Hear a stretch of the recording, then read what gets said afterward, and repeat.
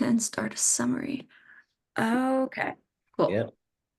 Let's see. Before we get into it, I am going to pull up our website so that I have the accurate dates to remind people of.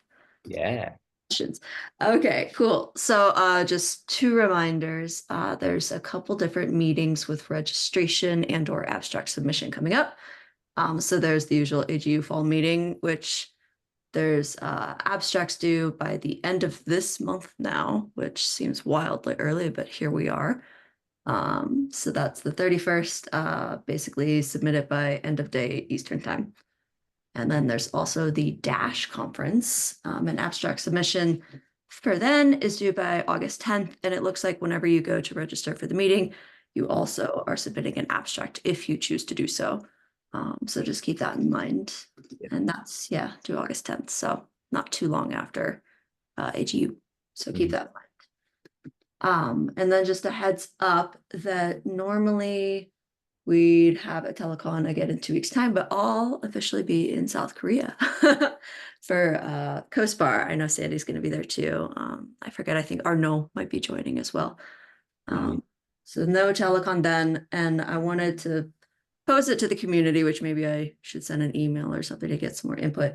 But if y'all wanted to still have a telecon time to discuss things while I'm out, because after COSPAR, I'll be gone for 2.5 weeks for vacation in South Korea. Yeah. I can certainly set that up, but we could also just take a short little summer séjour break. So it's up to the will of the people for that. If there is a topic people want, I could definitely host that. But yeah, I don't have any ideas for one at the moment. Yeah, I don't think anyone would terribly mind having one less meeting for a month.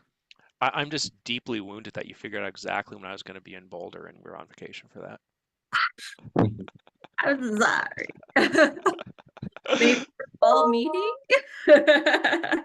I'll be here then. Um, cool. All right. Sean, do you have any other overall announcements before you dig into Feb 3? Um, Not anything I wasn't already going to roll into this discussion. Although I guess I am curious because you mentioned Dash. Julie, have you started your travel stuff for Dash yet? Oh, yeah, I put that in right away as soon as registration opened because I'm not submitting an abstract since I'm one of the meeting organizers, so I didn't have to think that part through. And I know I have personal travel tacked on, so I wanted to get that handled. Nice. Yeah, I just started doing my travel request for that like last week. So Nice. cool. Yep, Dash yep. will be exciting. Woo. Well then, yeah. Without further ado, I guess I'll kind of take the floor. Maybe I have one short announcement for a small little package that I made that I'll do that before I dive into the FEP discussion here. I'll go ahead and share my screen first. Let's see. Probably looking at this one. There we go.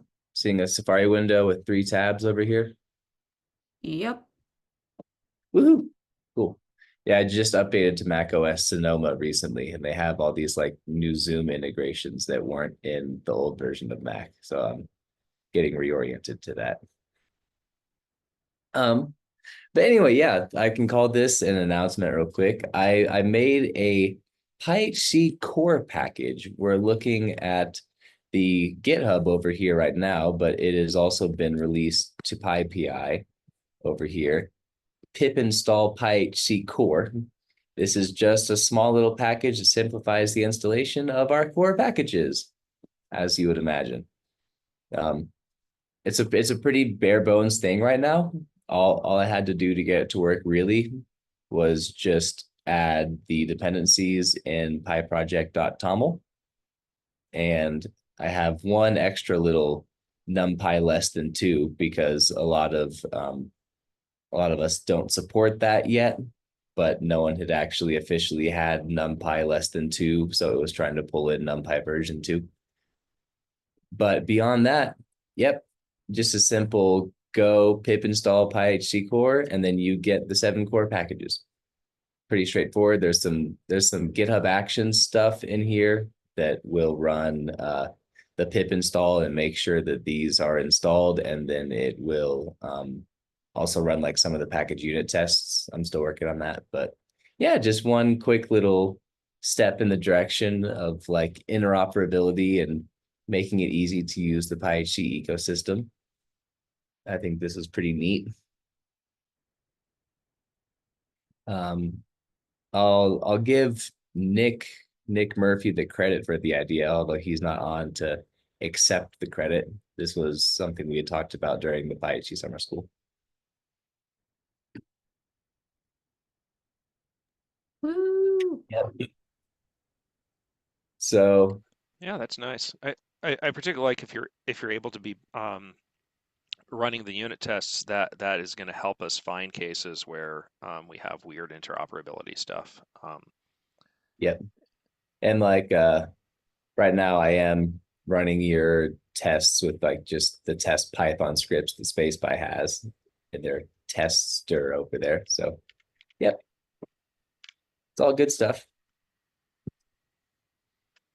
So I've got that. And then kind of the meat of what I wanted to talk about today was this FEP3 that I wanted to talk about, which is, I had mentioned this kind of at the tail end of last Telecon. This is about Python support. But before I jump into that, actually, I also want to make people aware that there is a FEP2 that has not been voted on yet, but I'm going to try to be pushing that through, I think. Yeah. Just whenever we have a meeting that's a month out, let's officially call it, because I don't think we've got any edits. So we should probably just officially put it on the agenda for something. Yep. I forget. It doesn't have to be meeting then Telecon. It could be Telecon then meeting. Correct, either order. Yep. Yeah, maybe we should do it at a Telecon. Can be once I'm back in early August or something. Yeah, I was just saying we were just talking about having about a month break. So yeah, maybe if we put it for something shortly after we return from that, that would be cool. Perfect. All right. Yeah, I'll make a note. Because yeah, FEP1 obviously voted on, became official, solidified, pushed to the website and everything. And number 2 is just a template for, I guess there's a rendered text. I used this. The I was rendered making isn't very useful because you're just using it as the template anyhow. yeah, but it's just all the sections you would normally have in a FEP with in each little one there's like a short description of what the idea behind the section is, and then it like in kind of this cool meta way fills out the section for itself. So this is like a valid template that also follows its own rules, which is just kind of a cool little format. And yeah, I had no notes on it on how to improve it when I was following through, and I found it extremely easy to use and helpful for writing the third one. So yeah, I'm going to suggest that we go ahead and vote on this and solidify it, move it in with FEP1. Yeah, it looks like August 19 would be the next meeting on the agenda. Cool. That is what I threw up online. Well, awesome. Then with those little things out of the way here, what I'm here to talk about is our PyHC Python support policy, and then possibly also an upstream package support policy. I know we've got a little bit of a light crew today, and I know a lot of you have actually already commented on the PR here. So is there, I guess anyone, I'll ask real quick, like raise a hand or something if you haven't seen this before, and if you want me to go through what it's talking about. For posterity purposes, you may as well go through it since we're recording. Might as well do it just for the recording sake. Yeah. And I'll go ahead and do that. Yep. So basically this is something that was inspired by Spec Zero, which is the scientific Python organization.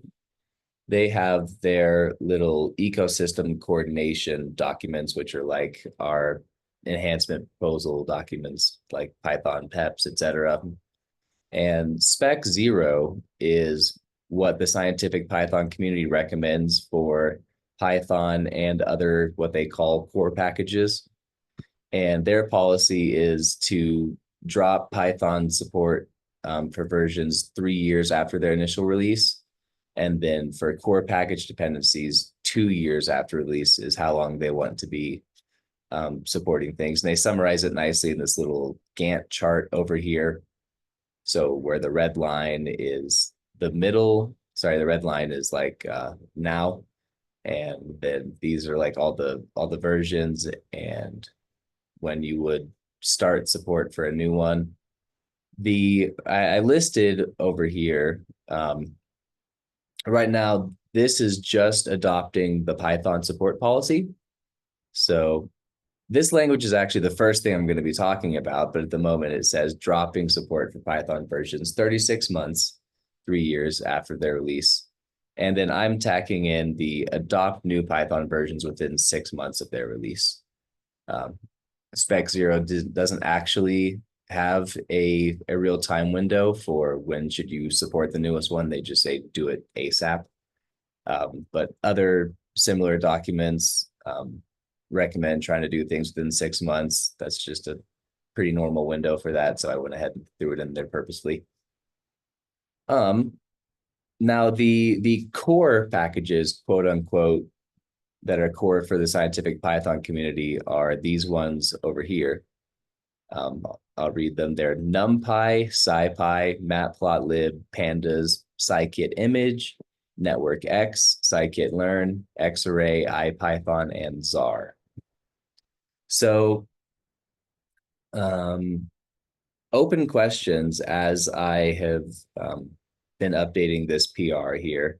The first open question is whether we want to keep the scope of this very small and just have one document that just talks about what our Python support policy is going to be, and then maybe even do like a FEP4 if we decide it's a good idea to also agree on core package support. But I should maybe use different language though, because core package means something different for us than it does for the scientific Python community. But the other big open question, aside from just this little, there's like a how to teach this section, which I haven't fully fleshed out yet, is how Quick firm interrupt, Sean. drops. Quick interrupt. What's the difference in core package that you're talking about? Like what scientific Python calls a core package versus what we call a core package? Oh, well, I mean, PyHC has 7 core packages right now, Happy Py through SunPy. And for the scientific Python community, core package means these highlighted here. Oh. Yep. Okay, thanks for clarifying. You're welcome. So starting with the first one, which has been actually starting with the last one, but the one that has been discussed the most in the comment section down here, which I'm just scrolling through quickly, just so people can see that there has been a healthy amount of discussion in the PR already. I think this question of how firm should the drop policy be is people are starting to err on the side of not firm at all. If I go to my rendered text here in the abstract, I'm using the word dropped specifically, which I think is the thing that needs to be changed first before anything else. Because Spec Zero does actually want people to more or less drop support for versions of things after their time windows elapse, which often means like actually changing your requirements file to say, you require a package greater than, and then some version. But for PyHC, the consensus seems to be that we have more needs to support older versions of stuff. like, say an older version of Python because your package is supporting like a mission that's in operation right now, and maybe they're using Python 7, so your package needs to stay with it. Or for, like making virtual environments that contain a bunch of different packages, it's nicest when you have the widest available spread of dependencies that work for that environment, and then arbitrarily bumping them up, even if the older versions would work, would just make it harder to bring things in. So I'm thinking that support for Python versions should be dropped after 36 months, should be changed to something more like Python versions should be supported for at least 36 months. And then if you want to continue supporting things for longer than that, that's up to the package discretion, basically. That's kind of a one paragraph summary of what people have been talking about in the comment section over here. Yeah, Sean, I would say that I'm not sure we've got consensus on not doing a hard drop. That's definitely what I believe, but I think there's some folks who are still pushing for the others. So Yeah. But I think the harder question is whether or not we expand the scope of this to include, do we also want to have a policy for upgrading these specific packages over here, which they do happen to be the ones that make, building big environments and stuff the hardest. I mean, I can think of maybe one or two other packages that I often see version conflicts with that aren't in here, but like NumPy, Pandas, and Matplotlib are the big three right there, and they're included in this list. So I was hoping to get opinions from people on this call today, particularly from people who maintain packages and who would be, considering jumping on board with this. Do you all like the idea of having some kind of coordinated versioning support for these packages among PyHC? Before I just give it a second and ask people like, hey, please tell me your opinion, I will admit that I'm in favor of doing this in some form. I think it would be probably one of the more meaningful pushes for actual interoperable work at PyHC if we were to go ahead and do this, because just having little version conflicts in these specific packages is kind of one of the biggest gotchas that we have against interoperability right now. So if we were able to agree on a coordinated support timeline for the versions of these, that would be a win. It doesn't really matter to me if we do it in this document or in another document, though.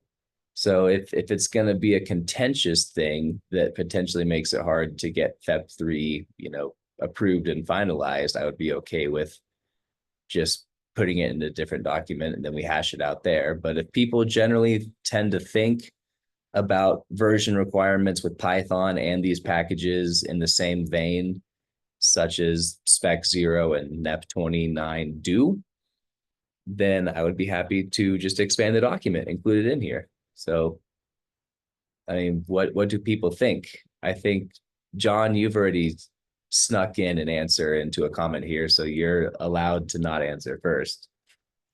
But yeah, I was just going to say I've expressed what I think is a scope that leaves few dangling threads but isn't excessive in there, and folks should feel free to take a look. yeah.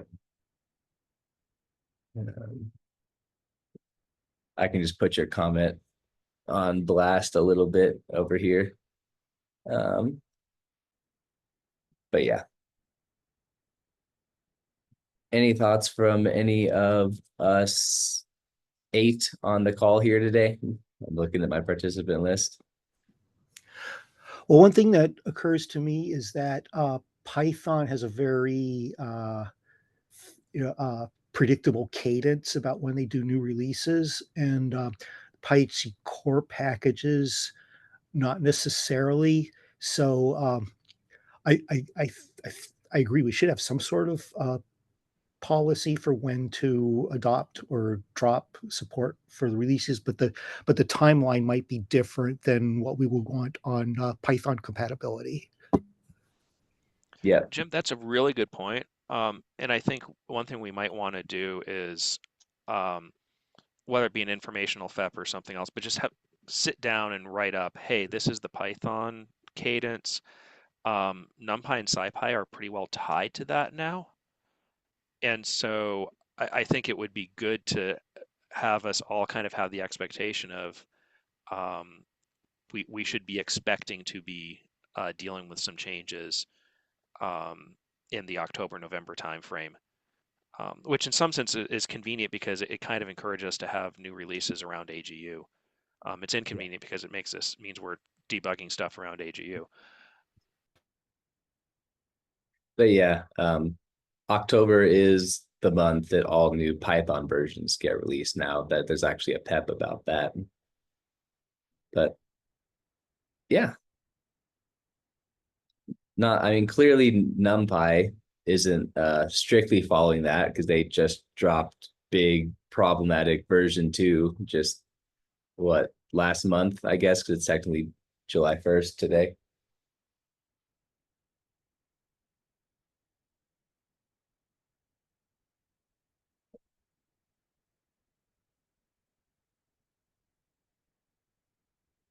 Yeah, thanks for pointing that out, Jim.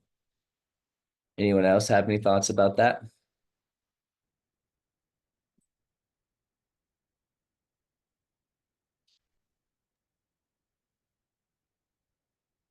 Well, I guess I just want to clarify. So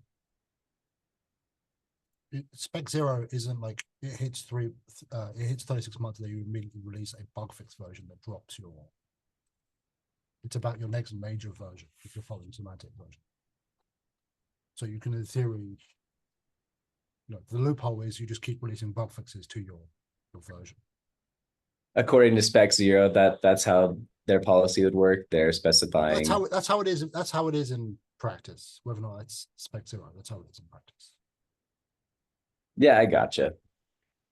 So then I guess if you're just maintaining a library, you can just add support for do a dot release, add support for the new version, keep all your old versions. Yep. It's not. The policy isn't okay. Immediately as you hit 36 months, you just release a bug fix that deletes support for older versions. You keep your functioning long-term releases or your bug fix releases ticking along. Any major release you do next is when you should be dropping these things. That's how it works in practice. I don't know, that's how it's written. I don't know. Yeah, that makes sense. I guess my other question is that. So obviously separating the Python releases and the packages like NumPy support is maybe would make the FEP easier to pass, but I question how that would work. Because for example, if you had to have 3.7, but then also have to support Python 2, I don't think they built, sorry, Python 2, NumPy 2. You're not going to get, there's no way you can solve that environment. So obviously, unless I guess you try to build NumPy yourself against Python 3.7, it might work. I mean, you can support 3.7 and NumPy 2. You just can't support that combination. Yeah, but if the goal is that we're going to bump up the minimum the minimum package versions for each package, the dependencies. If you need to support 3.7, you might get to a point where a policy goes, okay, you have to bump NumPy to 2, say in 2 years. It's like, well, I can't support this older version of Python anymore, but I need this older version of Python. So you have 2 incompatible FEPs that you have to follow because you can't do both. Yeah, and that's part of why I object to the forced bump of the minimum supported. Yeah. But in my angle is that I don't think you can separate the two. You have to do both. You have to go, okay, Python version and your dependencies, especially if you depend on NumPy, there's no way around. You're not going to spend the time to build NumPy if you need it for an older version.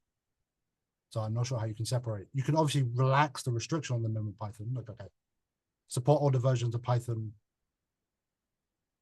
But again, if you enforce the minimum package version, for NumPy, eventually you'll hit to a point where they're just incompatible, especially if they're off cadence. So Yeah. that's my only concern about splitting the PEP into two. Is the obviously Yeah, my view on what the PEP should be is already in the pull request. So I don't think Yep. And I've appreciated you giving your opinions there. Yep. But that's a really good point on, it's a good reason to be thinking about these things together. Mm-hmm. Yep.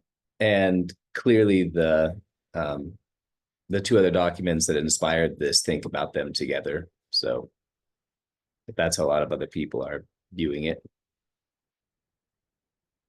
But I think I'm pretty well convinced at this point that I want to change my language to avoid the term drop, because I'm not particularly a fan anymore of making people bump up the minimum version requirement, especially if there's ways to support both. Like one example that comes to mind is I think CDF lib. That's a CDF package that quite a few PyHC packages depend upon, and they have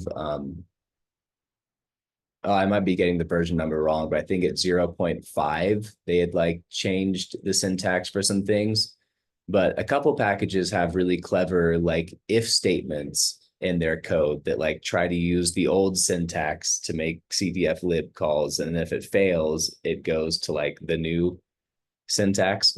And doing little tricks like that, some people are able to support like old versions and new versions of a package between like, major breaking changes. And if packages want to go that far out of their way and support older packages for, older Python versions, or just to keep their dependency range really wide open, I support them doing that. And I wouldn't want to release a FEP that says, hey, you're not allowed to do that anymore. It's just obviously more work for package maintainers when they do that. So it's like, I guess, use your own discretion. Is the effort worth it or not?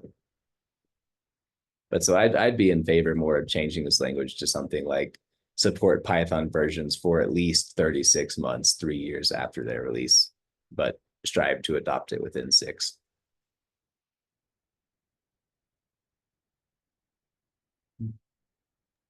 But also, not to be pessimistic, but I think we likely do not have a good quorum of people in today's Telecon to get a good community answer on yes or no, we care about including that or not. So I'm thinking maybe something more like a poll that I send out might be a more useful way to gauge what people are thinking about this than trying to catch them all in the meeting and speak up. There's nothing unreasonable about what you're suggesting, and I don't know if a poll would get higher numbers. Sometimes it's good to just say, this is the draft of what we've agreed on. The full thing is below. I want to highlight these 3 lines. If there's no dissent within 30 days, that will be the draft, and then just move on. That's a good point. There is a whole voting process baked into this FEP process, and if people really decide to use that, people could just, I guess I could do this the other way around and just put the package support stuff in there, and if people vote no on it, then I remove it later. Yeah, I think there's nothing quite like having a deadline and something on the agenda for focusing people's minds. So I think you've got a fair bit of input, and proceeding with further drafting makes a lot of sense to me. And then we can potentially be more concrete in feedback. Yeah. Well, then I guess, speaking my own opinion, I'd probably rather go ahead and try to put the package support stuff into this too, to see if it would succeed. Just because, like I said, having some kind of policy to have some expectations around how are we going to manage the versions of these big packages that always, are sticking points for us. that would be like a big move toward interoperability in PyHC. I would view that as progress, and I want to see it happen. I just don't want to force extra work upon people that they're not going to do or want to do. So, you know, that's just the main thing I guess I'm trying to guard against.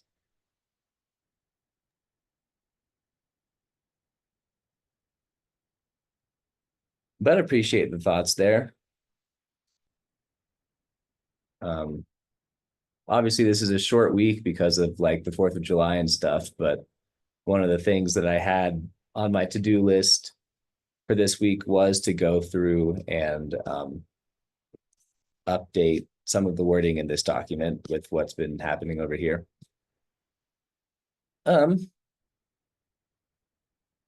Let's see, John, I actually really liked a lot of the ideas that you had in this comment over here from 3 weeks ago. And you thought about a couple things further beyond what I had thought of. Like, what was one of the points? Like the fact that people can use semantic versioning to clarify whether or not they're dropping things or blah blah blah. What was it? So it was like 3 weeks ago since I've actually read this comment. Yeah, steal whatever seems useful and abandon whatever doesn't. Yeah. Anyway.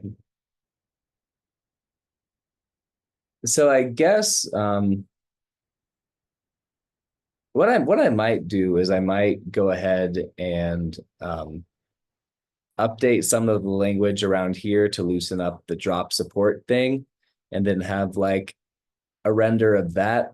And then I might go ahead and add in the package support policy stuff and have a render to there too, and just kind of leave the old one without the package support stuff hanging around there for a while, just in case we want to revert quickly.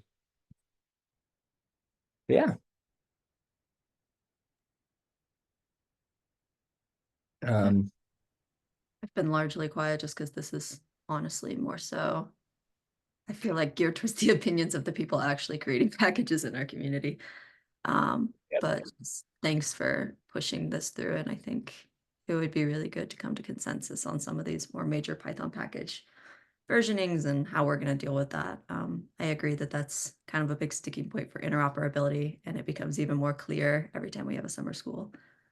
Trying to get all of our dependencies worked out. But good Yep. job. Cool.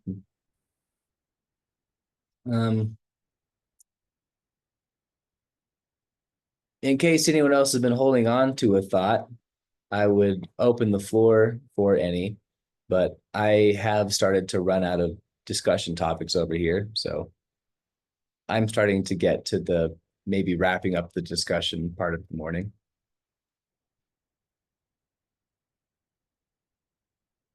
Still got plenty of time left for discussing things, but I've got the feedback I think I was going to get. I'll second the wrapping up. They don't mind that. Don't forget, if you're a core package, in a week, we have our PyHC core tag up, where we're going to go more into depth on interoperability and what are we going to do. Yep. I made sure that this got into PyPI before that meeting happened. Smart. Ooh. Yeah, I see no problem with wrapping early. Yep. Seems like we're pretty done. Thanks, everyone. And thanks, Sean, and everyone who've worked on this FEP3 to get this going. I know Iowa FEP coming. Thanks, everyone. Bye, y'all.